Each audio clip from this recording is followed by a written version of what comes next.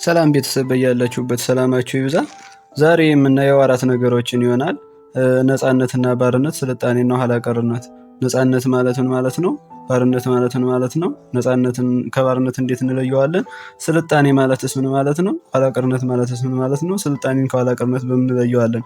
ይህን ቪዲዮ እንድሰራ ያስገደደኝ ነገር ቢኖር ነፃ የሆን መስሎን በባርነት ስለወደቅን፣ የሰለጠን መስሎን ደግሞ በኋላ ቀርነት ቀንበር ውስጥ ስለወደቅን ከዚህ ራሳችንን አግልን ነፃ የሆን ስልጡን የሆን ዜጎች እንድንሆን በማሰብ ነው። ነፃነት ማለት የማሰብ፣ የመናገር፣ የማቀድ፣ የመተግበር፣ የመምረጥ፣ የመወሰን፣ የማሻሻል፣ የመውደድ፣ የመጥራት፣ በራስ ሀብትና ንብረት፣ ጉልበትና እውቀት የማዘዝ ሙሉ ስልጣንና ፈቃድ ማለት ነው። እንግዲህ አንድ ሰው ነፃ ነው ስንል በራሱ ንብረት የማዘዝ አቅም አለው፣ በራሱ የመናገር መብት አለው። ማንም ሳያስገድደው መናገር ይችላል፣ እንዳይናገር የሚያስገድደው የለም ማለት ነው።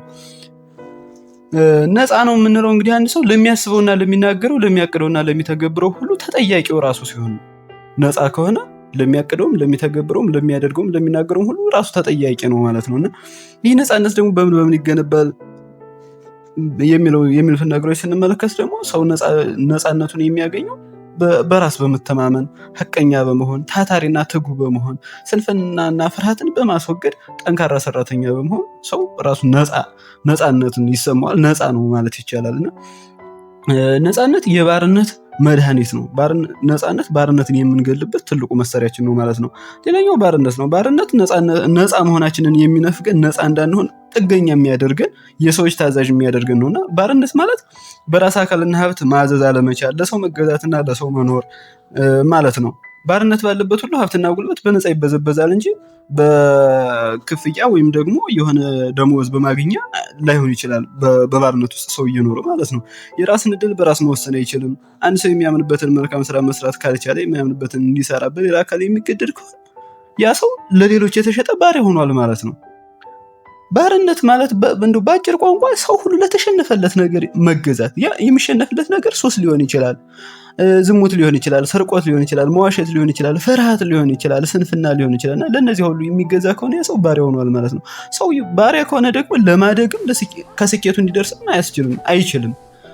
ምክንያቱን ባርነት ሰውየው ስኬታማ እንዳይሆን የሚያግድ፣ ወደኋላ የሚያስቀር ማነቆ ስለሆነ ማለት ነው። ከዚያ ለመውጣት ደግሞ ነፃነትን መላበስ አስፈላጊ ነው ለስኬት ለመብቃት ማለት ነው። እና ባርነት መጥፎ ነገር ስለሆነ ባርነትን ማስወገድ። ባርነትን በምን እናስወግደዋለን? ፍርሃትና ስንፍናን በመቅረፍ፣ የራስ መተማመንን በመገንባት፣ ነፃነትን በማዳበር ባርነትን እናስወግዳለን።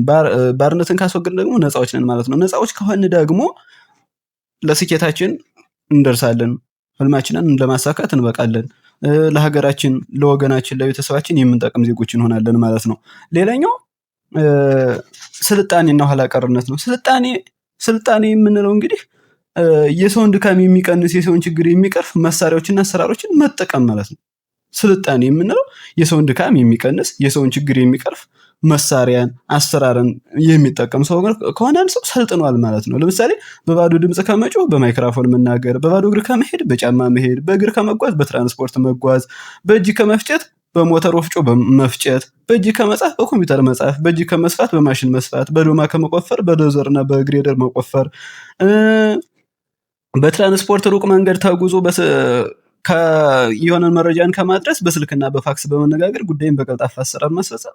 ይህ ነው ነፃነት ማለት። ስልጣኔ ማለት ነው። ስልጣኔ ሲባል የትም ሲሄዱ ራስን ጥሎ መሄድ ሳይሆን ራስን ይዞ መጓዝ ነው። በቃ በየትም ይሁን በየት፣ የትም የምንኖር፣ ሀገር ውስጥ የምንኖር፣ ሀገር ውጭ የምንኖር፣ ገጠር የምንኖር፣ ከተማ የምንኖር፣ በየትም ይሁን በየትም ራስን ሆኖ መኖር፣ ራስን ይዞ መጓዝ ማለት ነው ስልጣኔ ማለት። በተለያዩ አልባሳት አሸብርቆና ድምቆ መኖር ሰብአዊነት ነው። ልብስ እያለ እርቃን መሄድ ግን ትልቅ ውድቀት ስለሆነ፣ ኋላ ቀርነትም ስለሆነ ስልጣኔ ሊባል አይችልም ማለት ነው። ስልጣኔ በባህልም፣ በትውፊትም፣ በምግባርም፣ በሃይማኖትም በሁሉም አቅጣጫ ማደግ እንጂ የራስን ትቶ የሌሎችን መቀበል ብቻ አይደለም። ኋላ ቀርነት የምንለው ደግሞ እንዳናደግ የሚጎትተን ወደኋላ የባርነት ጓደኛ ማለት ነው። ኋላ ቀርነት የባርነት ጓደኛ ማለት ነው። ለምሳሌ እድገታችን እንጀራን አጥፍተን ፓስታ ብቻ ለምን አንበላም? የሀበሻን ቀሚስ አሳደን እርቃን የሚያጋልጠውን ለምን አንለብስም? የዘመን አቆጣጠራችን ለምን በአውሮፓ አይሆንም? ጉዟችንን መቀየር በቃ ያየነውን ሁሉ እንሁን ማለት ነው። የማንደርስበትን ቅዠት ማለት ነው። እና ከዚህ ያያና የማንጨብጠውን ተስፋ ለመያዝ መሞከር መጣሪያ ኋላ ቀርነት ነው። እና ከዚያ መላቀቅ አለብን። ለመሰልጠን ደግሞ መስራትና መትጋት ነው እንጂ ያን የሰዎችን በመመኘት አይደለም። የኋላ ቀርነትም ጉዳቱ እንግዲህ እንደምናየው ዛሬ በሀገራችን በስልጣኔ ሰበብ ሰብአዊነትን የሚያጎድፉ ግብረ ገብነትን የሚያጠፉ ብዙ ነገሮች ወደ ሀገራችን ይጎርፋሉ። መቀበል ያለብን የሌለብን መለየት እስካቃተን ድረስ ከድነታችን ፈቀቅ አላልንም። እንደዛ እንዳንሆን ከድነታችን ፈቀቅ እንዳንል ያደረግን ደግሞ ስልጣኔና ኋላ ቀርነትን አለመለየታችን። የሰለጠን እየመሰልን ሌሎችን ዳይሬክት ኮፒ እያደረግን እየተቀበልን የሰዎችን ቅጂዎች እኛም ያየነውን ካልሆን እያልን ይህ ነው ኋላ ቀርነት ማለት ነው። የሚገርመው ነገር ደግሞ አሁን እያየነው ያለነው በሀገራችን ላይ ጦርነት እየተበራከተ በሶሻል ሚዲያ በቨርቹዋል የምናየው ነገር በጋር እየተፈጸመ የሞት ቁጥር እየጨመረ በሽታዎች እየተባዙ የዝሙት ፊልም በሚሰራባቸው ሀገሮች ሳይሆን በሚሸጥባቸው ነው በሚሰራጭባቸው ሀገሮች ነው ያለው። ስለዚህ ይህንን ሁሉ ማስወገድ ስልጣኔ ነውና ይሄ የኋላ ቀርነት መገለጫ ስለሆነ ማለት ነው ይህንን ማስወገድ አስፈላጊ ነው ማለት ነው።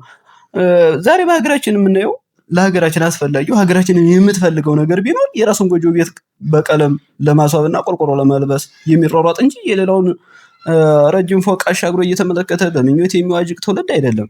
ዛሬ ወላጆች የሚፈልጉት ማንኛውንም ስራ ሳይንቅ የሚሰራ ኑሮውን ለማሻሻል የሚፍጨረጨር ትጉህና ታታሪ ትውልድ እንጂ ሎተሪ እስኪወጣለት መና ከሰማይ እስኪወርድለት ድረስ እጅና እግሩን አጣምሮ ወደ ሰማይ አንጋጦ የሚመለከት ትውልድ አይደለም። የሚያስቀና የእድገት ደረጃ ላይ ወደ ደረሱ ሀገሮች መድረስ የምንችለው ራሱ የቴክኖሎጂ ምጡቅ ጥበባቸውንና ታታሪነታቸውን እንዲሁም ስራ ወዳድነታቸውን በመያዝ እንጂ የልቅነትና የስድነት ባህላቸውን በመሸቀጥ አይደለም። ስለዚህ ራሳችንን ከባርነት ራሳችንን ከኋላ ቀር አስተሳሰብ አስወጥተን መስራት የማንሰራው ነገር የለም። የማንደርስበትም ነገር ስለሌለ መትጋት ነው፣ መስራት ነው።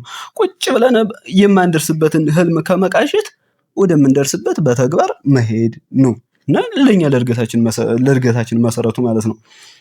ትናንት ዛሬ አሁን እንደዚህ ብለን የቆምነው የትናንት ውጤቶች ስለሆነ ነው። ነገን ደግሞ ዛሬ ሰርተን ነው ነገ የምናሰኘትና ጠንክረን መስራት፣ ነፃነትን መላበስ፣ ስልጣኔንም ደግሞ ለራሳችን ገንዘብ ማድረግ በእኛ መልኩ በእኛ ባህል የኛን ባህል በማይጎዳ መልኩ በራሳችን ገንዘብ አድርገን ስልጣኔን መያዝ ኋላ ቀርነት እናንተን ማስወገድ ነው።